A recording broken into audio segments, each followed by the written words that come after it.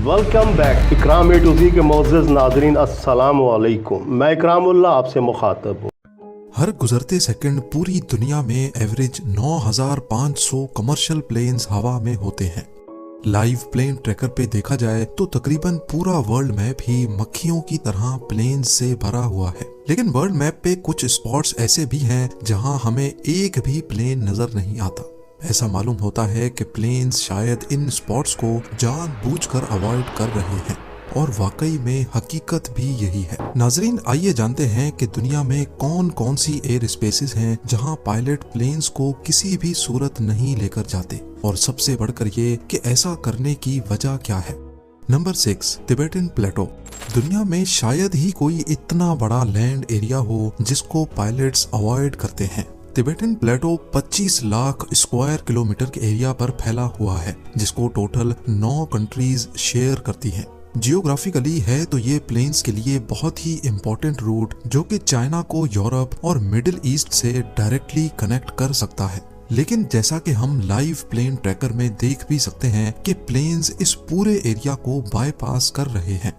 इसकी सबसे बड़ी वजह प्लेटो में पाए जाने वाले ऊंचे तरीन पहाड़ी सिलसिले हैं जो चाइना से स्टार्ट होकर नेपाल, भूटान से होते हुए अफगानिस्तान में जाकर खत्म होते हैं। यहाँ एवरेज पहाड़ों की ऊंचाई 14,000 फीट है और कमर्शियल प्लेन्स नॉर्मली 35,000 फीट पे फ्लाई करते हैं।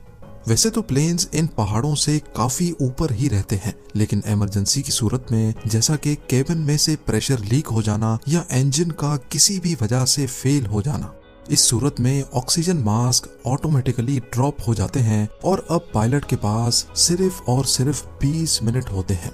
जी हाँ, पायलट को 20 मिनट के अंदर अंदर प्लेन को 35,000 फीट की बुलंदी से 10,000 फीट तक लाना होता है। क्योंकि तिबेटन प्लेटो की एवरेज हाइट ही 14,000 फीट है, इसी वजह से यहाँ पे ऐसा करना पायलट के लिए नामुमकिन हो जाता है। सिर्फ ऊंचे पहाड़ ही तिबेटन प्लेटो को अवॉइड करने की वजह नहीं है। असल में यहाँ प्लेन्स को बहुत अनोखी टर्बुलेंस का सामना भी करना पड़ता है। यहाँ मौजूद ऊंचे तरीन पहाड़ों से हवा टकराकर ऊपर की तरफ जाती है जो प्लेन के बैलेंस को डिस्टर्ब कर सकती है। Number 5, volcanoes. जनवरी 2022 को साउथ पैसिफिक ओशन में टोंगा आइलैंड के करीब एक अंडर वाटर वोल्केनो फटा था। इसका धुआं और ऐश क्लाउड इतना बड़ा था कि इसने हिस्ट्री के सारे रिकॉर्ड तोड़ दिए। इस इवेंट को सैटेलाइट ने भी रिकॉर्ड किया था, जो कि कुछ इस तरह दिखता है। ऐश के ये बादल आसमान में 1,90,000 फीट की हाइट तक रिकॉर्ड किए गए। इतनी ज्यादा ऊंचाई पर पाए जाने वाले ऐश क्लाउड्स किसी भी प्लेन को आसानी से नुकसान पहुंचा सकते हैं। वोल्केनो से निकलने वाला ऐश क्लाउड प्लेन की विंडशील्ड को भी तोड़ सकता है और इंजन को भी नुकसान पहुंचा सकता है। 24 जून 1982 को लंदन से न्यूजीलैंड जाने वाली फ्लाइट रास्ते में एक वोल्केनिक क्लाउड के ऊपर से गुजर बैठी। ये वो दौर था जब जहाज में स्मोकिंग करने पर कोई पाबंदी नहीं हुआ करती थी। जब जहाज में धुआं जमा होना शुरू हुआ तो पहले सबने समझा कि शायद कोई स्मोकिंग कर रहा है, पर आगे जो हुआ उसने सबके रोंगटे खड़े कर दिए। क्रू और पायलट को धुएं में सल्फर की बदबू आने लगी, तभी वो समझ गए कि जरूर कोई गड़बड़ है।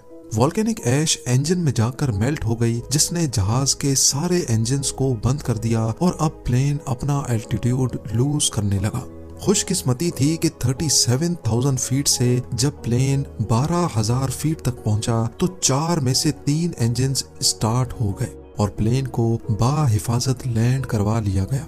लेकिन इस वाक़े के बाद से पायलट्स ने वोल्केनोज के ऊपर फ्लाई करना ही छोड़ दिया। नंबर 4, क्रेटर्स देखने में जितने खौफनाक लगते हैं वो असल में इससे कहीं ज्यादा नुकसान पहुंचा सकते हैं, खास तौर पे ऊपर से गुजरने वाले प्लेन्स को। हमारी दुनिया में करीब 170 एस्ट्रॉयड इम्पैक्ट क्रेटर्स हैं, जबकि कई माइनिंग कंपनीज की तरफ से भी बनाए गए हैं।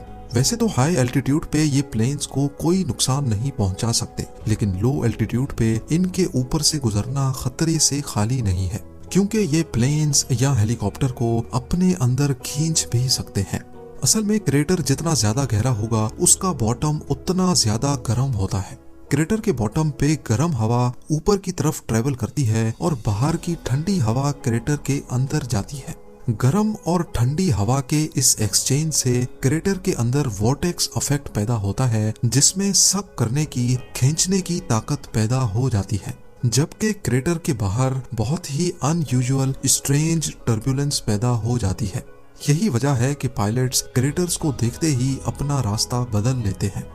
नंबर 3, नॉर्थ कोरिया दुनिया का वाहिद ऐसा मुल्क है जिसकी एयर स्पेस सबसे खतरनाक समझी जाती है, क्योंकि यहाँ नॉर्थ कोरियन मिलिट्री बगैर बताए कभी भी कहीं भी मिसाइल लॉन्च कर देती है।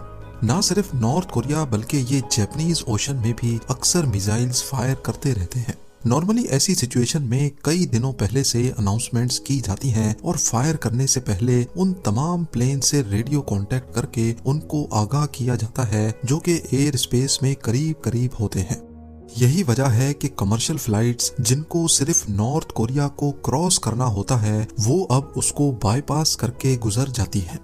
नंबर 2, सऊदी अरब की होली सिटी मक्का दुनिया भर के मुस्लिम्स की बहुत इम्पोर्टेंट इबादत गाह है।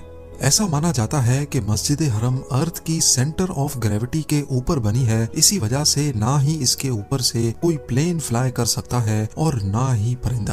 पर असल में ऐसी बातों में कोई हकीकत नहीं है। मस्जिद हरम के ऊपर से प्लेन इस वजह से नहीं गुजरते क्योंकि सऊदी गवर्नमेंट ने इसको नो फ्लाई जोन कर रखा है। ऐसा करने के 2 रीजंस हैं। पहला तो है सिक्योरिटी रीजन, क्योंकि मक्का में हर वक्त लाखों मुस्लिम्स मौजूद रहते हैं। अगर यहाँ कोई भी नाखुशगवार वाकया हुआ तो काफी जानी नुकसान हो सकता है। दूसरा रीजन है मक्का की लोकेशन। मक्का एक ऐसी लोकेशन पे बना है जिसके चारों तरफ पहाड़ मौजूद हैं। अगर इसके ऊपर से प्लेन गुजरा तो इंजन नॉइज इको होने की वजह से दुगनी तिगनी हो जाएगी, जो कि पिलग्रिम्स को डिस्टर्ब कर सकती है। यही वजह है कि मक्का में कोई एयरपोर्ट भी नहीं है, क्योंकि एयरपोर्ट होगा तो प्लेन्स टेक ऑफ और लैंडिंग के वक्त लो एल्टीट्यूड पे होंगे जो नॉइज पोल्यूशन का बायस बन सकते हैं। और अब number 1, area 51। US state Nevada में 7,500 स्क्वायर किलोमीटर पर फैला हुआ ये एरिया यूएस एयरफोर्स की टॉप सीक्रेट बेस का हिस्सा है, जिसको एरिया 51 कहा जाता है। एरिया 51 हमेशा से ही कंट्रोवर्सीज की लपेट में रहता है, क्योंकि लोगों का मानना है कि यहाँ अमेरिकन मिलिट्री सीक्रेट वेपन्स और यूएफओज पर रिसर्च कर रही है। चारों तरफ पहाड़ों की आड़ में छुपी ये सीक्रेट बेस वैसे तो ग्राउंड लेवल से नजर ही नहीं आती, लेकिन हवाई जहाज से एरिया 51 की बेस को आसानी से देखा जा सकता है।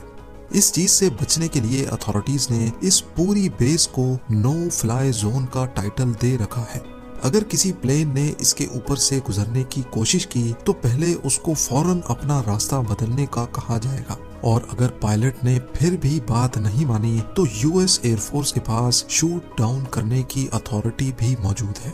उम्मीद है जेम टीवी की ये वीडियो भी आप लोग भरपूर लाइक और शेयर करेंगे। आप लोगों के प्यार भरे कमेंट्स का बेहद शुक्रिया। मिलते हैं अगली शानदार वीडियो में।